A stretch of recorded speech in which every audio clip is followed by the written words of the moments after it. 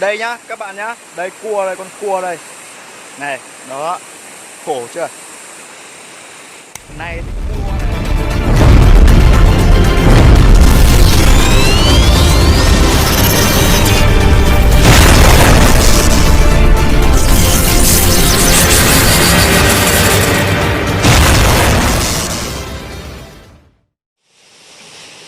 Xin chào tất cả mọi người nhé.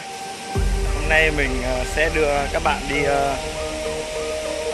xem một trong những cái nơi mà đẹp và mát mẻ. Đây là một trong những cái nơi đẹp và mát mẻ nhất các bạn ơi, ở chỗ quê mình đấy. Đây là một trong những cái nơi rất đẹp. Đó, nước này quá đẹp luôn.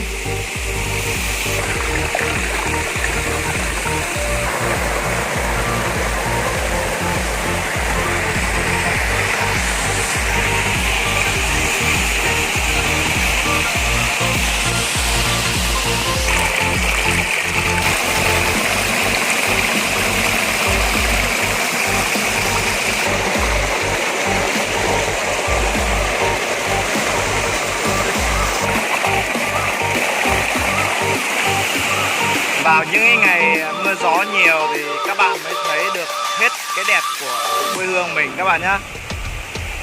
Đây rất là mát mẻ luôn. Đứng ở đây gió vi vu.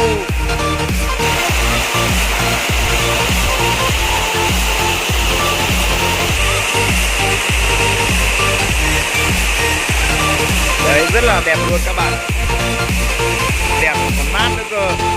Đấy quê hương mình chỉ toàn là đá với sỏi thôi, nhưng mà có nhiều cái nó đẹp lắm.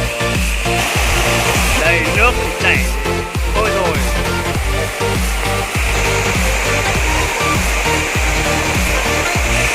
Đấy các bạn thấy không, nước rất mát luôn. Nước này uống không cần phải cho vào máy lọc nhá các bạn nhá, cứ thế uống thôi. Đây các bạn thấy không, nhờ vào con cua này mà các bạn mới thấy được chỗ mình nó đẹp cỡ nào nhá.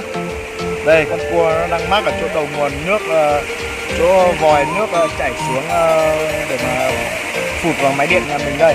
Nó đang mắc ở đây, khổ quá. Không nhờ nó thì chắc các bạn cũng không thấy được cái mùa nước lũ của chúng mình nó đẹp cỡ nào đâu.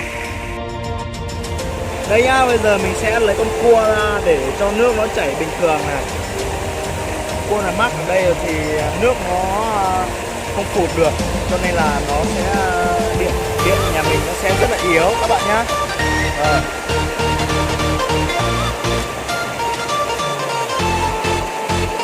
Đó các bạn thấy không? Chỉ vì con này mà mình suốt ngày phải khổ này, đi lại này, lên rồi lại xuống này, một ngày mấy chục lần mình chết mất thôi. Đây nhá các bạn nhá, đây